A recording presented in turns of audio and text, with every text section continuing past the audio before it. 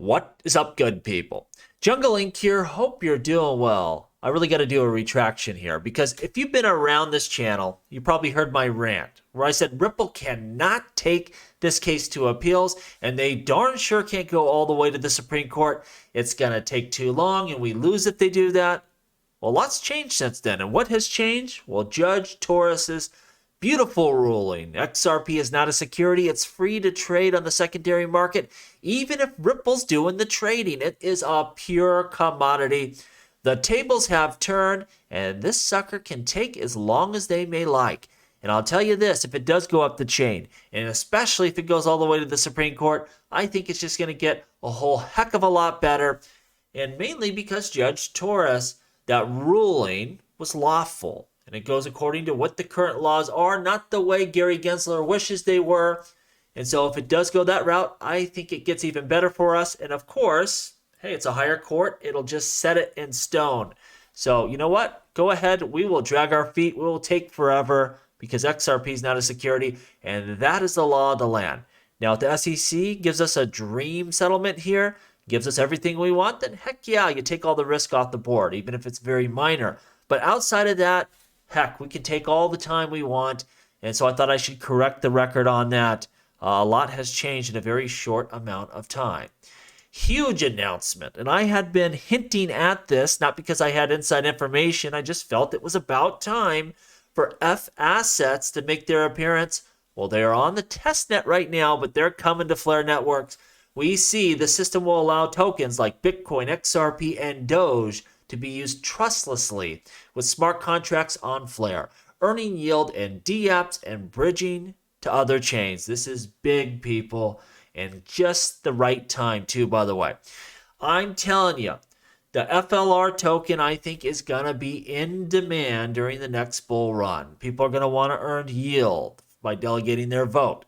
They're going to want those additional airdrops. They're going to want to take their dormant capital, their assets they're hodling for the long term, put them over here and earn yield off of those particular assets. This is going to be a monster if this works as advertised. So it's good to see they are making progress in building out this infrastructure. And we'll have to see how long it takes them to get this over to the main net. But it looks like we're making some significant progress here. I cannot wait. If you've been around, you understand I was not a fan of their launch. But since then, been pretty smooth sailing, and now we are making significant progress, and I am excited to see what Flare can do once this space really heats up, and I think it's going to do pretty well. Let me know what you think down below. This is one of the reasons why we need some sort of light reporting, because you can't tell for sure what's going on. We see here Polygon Labs gave DraftKings millions worth of Matic tokens to be one of the Ethereum scalable protocol's 100 validators. The payments, though, were never disclosed, but are evident on chain. So you can see these transactions on chain. It's very difficult to understand what partnerships have substance. Does DraftKings just think, hey, Polygon Labs, that's the chain we want to build our business on, or are they getting paid to do this? Well, in this case, they were getting paid. They may also like Matic, I don't know. But this kind of stuff needs to be disclosed, and a whole heck of a lot more than this. A lot of times, there's nothing going on behind the scenes, and it's just bogus partnerships and bogus updates that no one's really working on. And it's really not so much even about the top cryptos. It's like when you have these up-and-coming cryptocurrencies and things like that, how can you rely on anything? How can you sift through, all the data when you can't rely on what's being told to you? So again, it'll be much lighter than we see with companies because blockchains are not companies. We don't need to go that route. But we need some sort of disclosures, I feel, as we go forward. And again, it's not so much for your Bitcoins and your XRPs and your Ethereums, but just like, probably Apple isn't going to lie to you on their quarterly reports, doesn't mean we don't have to have, general principles for everyone to follow. I think we'll get it with the blockchain. And this is just an example of why. If you want your token to trade in the U.S., you're going to have to do some sort of light reporting. Breaking news, SEC says it held a meeting with Van Eck about its spot Bitcoin ETF. I'm telling you, I don't remember in the past having this many meetings time and time again. Maybe they didn't, it just wasn't disclosed or I wasn't paying attention, but this seems serious. I had doubted if it gets done this round, but seems like they're putting in the work to really hash out the fine details, and we may get ourselves a Bitcoin ETF this round. Only time will tell. Mike Novogratz saying Binance settlement is a net positive for the crypto industry. He goes on to say, I think they de-risked in a lot of ways. People were worried about dealing with Binance. There's a lot less worry here. And the number one point, Binance didn't steal money. They did not rug pull people. No investor lost their money. It wasn't that type of thing. I've been carrying on about Binance. I was so worried that CZ would choose the violence route and this would be an all-out war. And it was very businesslike and very peaceful and very little disruption for the overall crypto market.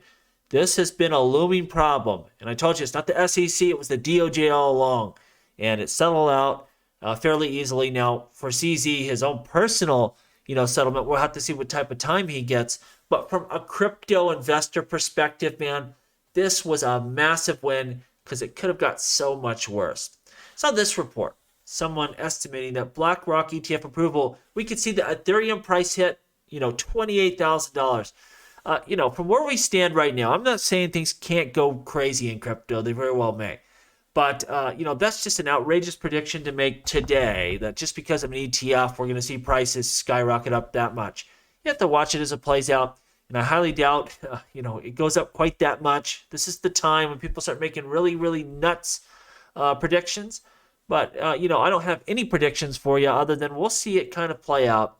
And, you got to be careful with this kind of stuff because it's easy to make, an eye-watering prediction. People pay attention to you. I've done it myself and been wrong, not purposely, but it's happened. I think we really have to just logically watch this bull run develop, and we can kind of set our marks along the way. Let me know what you think, though. Is a Ethereum price for this run going to get anywhere near 28,000? Because I sure don't see it. I want to bring this up. I really feel that the next wave of attacks is going to go after crypto wallets. Self-custody, they don't like it. And I have a feeling, especially a lot of the things we see going on with Ledger and even Trezor, there's some stuff I don't like there as well. I really feel they also understand what's going on. And they're going to want to be able to crack into these wallets to do clawbacks, to seize funds. When I say they, I mean the government. And, if you're a major company, you're not going to battle with the U.S. government or any other worldwide government. You're going to comply. So this is a scary part in this journey, but there will always be solutions for us crypto enthusiasts. Most of your really great hardware wallets, unfortunately, are only Bitcoin. They don't support any other cryptocurrencies. But something to watch out for. And be careful because they will change the rules here and they'll roll out software updates and firmware updates and, have new draconian laws. And we'll really have to pay attention to see where we can actually self-custody our funds. Haven't seen a big push here yet towards hardware wallets, but I think it's coming. I really do. I think they're going to have a lot of requirements here, and that will be the next phase that they focus on. Let me know what you think down below. And as always, please like, please subscribe. The revolution will be televised right here on Jungle Link.